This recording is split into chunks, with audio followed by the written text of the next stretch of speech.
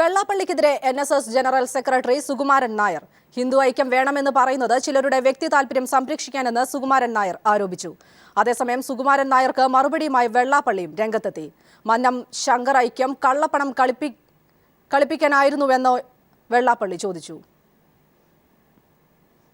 ഹിന്ദു ഐക്യത്തിനു വേണ്ടി ചിലർ വാദിക്കുന്നത് തങ്ങളുടെ കള്ളത്തരം ഒളിപ്പിക്കാനാണെന്നും വിശാല ഹിന്ദു ഐക്യത്തിനു വേണ്ടി പ്രവർത്തിക്കാൻ NSSന്റെ അടിസ്ഥാന തത്വങ്ങൾ അനുവദിക്കില്ലെന്നും NSS general secretary Sukumaran Nair പറഞ്ഞു. രാഷ്ട്രീയ പാർട്ടി രൂപീകരിക്കാനോ മറ്റേതെങ്കിലും പാർട്ടിയുടെ ഭാഗമാകാനോ തയ്യാറാകാതെ NSS സമദൂരം പാലിക്കുമെന്നും സുകുമാരൻ നായർ പറഞ്ഞു. ഹൈന്ദവന്റെ താല്പര്യം സംരക്ഷിക്കാൻ ഹിന്ദുവെല്ലാം ഒന്നാകണം. NSSന് പറ്റത്തില്ല. കാരണം NSS ഒരു മതേതര സംഘടനയാണ്. ഹിന്ദു സംഘടന ഉണ്ടാക്കി അതിനകത്ത് പ്രവർത്തിക്കാൻ NSSന്റെ അടിസ്ഥാന തത്വം അനുവദിക്കുന്നില്ല. ഹൈന്ദവന്റെ താല്പര്യം സംരക്ഷിക്കണം. ഈ പറയുന്നത് എന്തിനു വേണ്ടിയാണെന്നു അവരുടെ പല കള്ളത്തരങ്ങൾ ഒളിച്ചു വെക്കുവാൻ വേണ്ടി, ഒരു ശക്തി സമാഹരിക്കുവാൻ വേണ്ടി, ഈ ഹൈന്ദവനെ ഉപകരിക്കാൻ വേണ്ടിയാണ്, സ്വാർത്ഥ താല്പര്യങ്ങൾക്ക് വേണ്ടിയാണ് അവർ ഇത് പറയുന്നത്. സുകുമാരൻ നായരുടെ രൂക്ഷ വിമർശനത്തിന് മറുപടിയായി വെള്ളാപ്പള്ളി രംഗത്തെത്തി. മന്നവും ആർശങ്കറും ഉണ്ടാക്കിയ ഐക്യം ഏത് കള്ളത്തരം ഒളിപ്പിക്കാൻ വേണ്ടിയായിരുന്നുവെന്ന് വെള്ളാപ്പള്ളി ചോദിച്ചു. സുകുമാരൻ നായർ ഇതേ വിശാല ഹിന്ദു ഐക്യം ഉണ്ടാക്കാൻ കുറച്ചുനാൾ തന്റെ ഒപ്പം ഉണ്ടായിരുന്നുവെന്നും പിന്നീട് പിന്മാറിയതെന്തെന്നും വെള്ളാപ്പള്ളി ചോദിച്ചു. അങ്ങനെയാണെങ്കിൽ മന്നം ശങ്കറിന്റെ ഐക്യവും കള്ളത്തരം ഉറപ്പിക്കാൻ വേണ്ടിയിട്ടുള്ളതായിരുന്നോ? പറയട്ടെ, കാര്യങ്ങൾ കുറെ കൂടെ മനസ്സിലാക്കി കഴിയുമ്പോഴത്തേക്ക് അദ്ദേഹത്തിന് സമുദായങ്ങൾ കൂടെ ഉണ്ട്. അദ്ദേഹം അഭിപ്രായം കാലം കഴിയുമ്പോൾ മാറ്റി പറയേണ്ടി വരും. കൊല്ലം, കോട്ടയം ന്യൂസ് ബ്യൂറോകൾക്കൊപ്പം ന്യൂസ് ഡെസ്ക്. പിന്നോക്ക സമുദായങ്ങളുടെ സംവരണ വിരുദ്ധ നിലപാടുമായിട്ടാണ് RSSും BJP മുന്നോട്ടു പോകുന്നതെന്ന് VS Achuthanandan. RSS BJP നിലപാടുകൾക്കെതിരെ ശബ്ദമുയർത്തേണ്ട Vellappally അവർക്ക് വേണ്ടി സംസാരിക്കുന്നു. ഇതിനെതിരെ ജനങ്ങളുടെ പ്രതിഷേധം ഉയർന്നു വന്നിരിക്കുകയാണെന്നും VS പറഞ്ഞു. ആലപ്പുഴയിൽ ഇടതുപക്ഷ സ്ഥാനാർത്ഥികളുടെ തെരഞ്ഞെടുപ്പ് യോഗത്തിൽ സംസാരിക്കുകയായിരുന്നു VS അച്യുതാനന്ദൻ.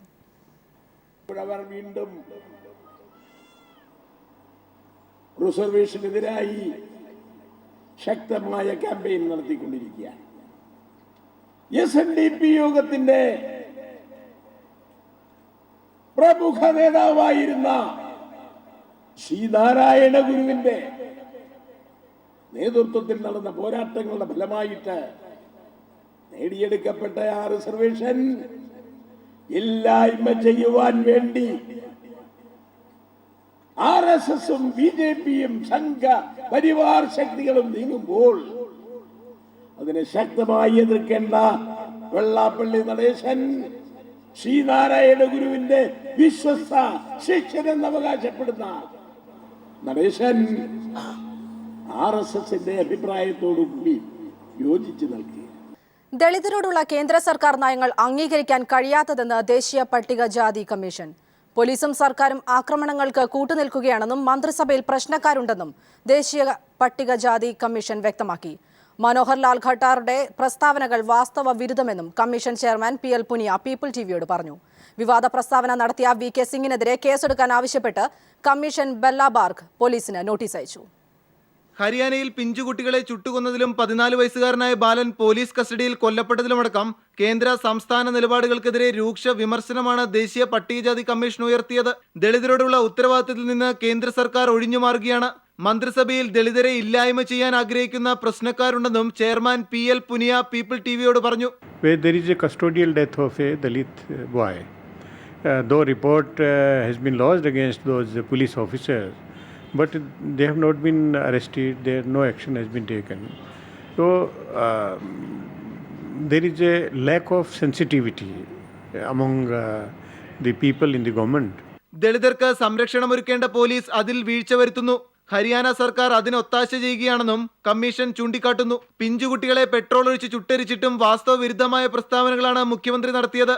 ഇത് തീർത്തും തെറ്റാണ്. Manohar Lal Khattar is the Chief Minister of Haryana. He visited the place, but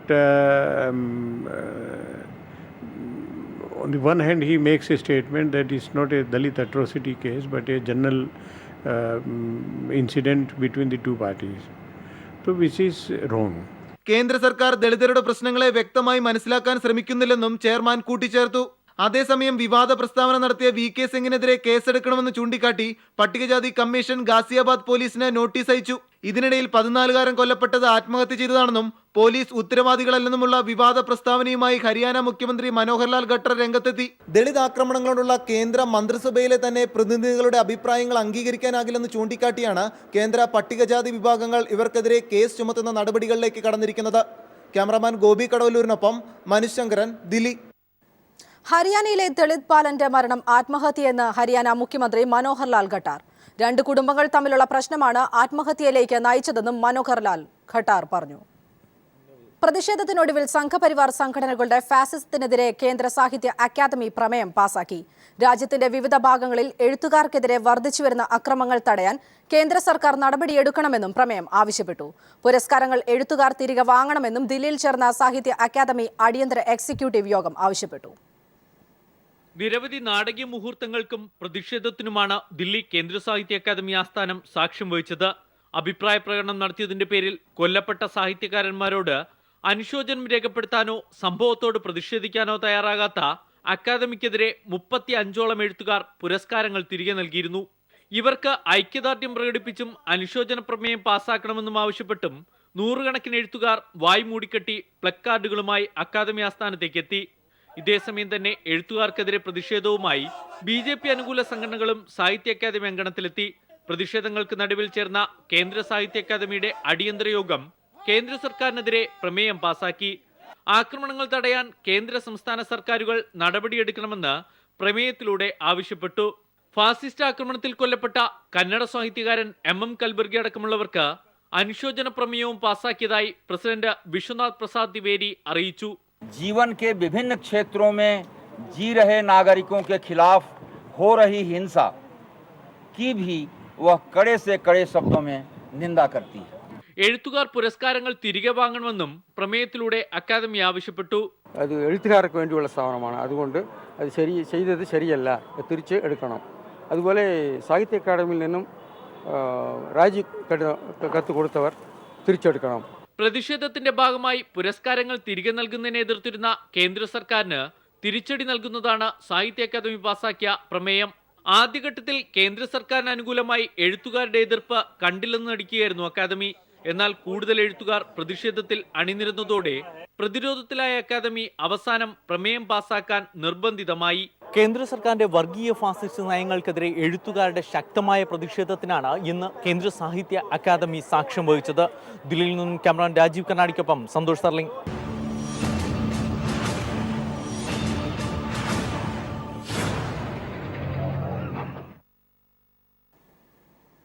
SNDPയെ RSSന്റെ തൊഴുത്തിൽ കെട്ടാൻ ശ്രമമെന്ന് S. രാമചന്ദ്രൻ പിള്ള. കേന്ദ്രഭരണവും അധികാരമോഹികളായ നേതാക്കളെയും കൂട്ടുപിടിച്ചാണ് RSSന്റെ ശ്രമം. കേന്ദ്ര സർക്കാർ അമിതാധികാര പ്രയോഗത്തിലൂടെ രാജ്യത്തെ കലാപഭൂമിയാക്കാൻ ശ്രമിക്കുകയാണെന്നും S. രാമചന്ദ്രൻ പിള്ള പറഞ്ഞു. പാലക്കാട് കണ്ണാടിയിൽ നടന്ന തെരഞ്ഞെടുപ്പ് യോഗത്തിൽ സംസാരിക്കുകയായിരുന്നു അദ്ദേഹം. അടുത്ത നിയമസഭാ തെരഞ്ഞെടുപ്പിൽ ഉമ്മൻചാണ്ടി നയിക്കുമെന്ന VM സുധീരന്റെ പ്രസ്താവനയോട് പ്രതികരിക്കാനില്ലെന്ന് രമേശ് ചെന്നിത്തല. ഇത് തദ്ദേശ തെരഞ്ഞെടുപ്പ് സമയമാണെന്നും ഇപ്പോൾ നിയമസഭാ തെരഞ്ഞെടുപ്പ് ചർച്ച ചെയ്യേണ്ടതില്ലെന്നും ചെന്നിത്തല കൊല്ലത്ത് പറഞ്ഞു.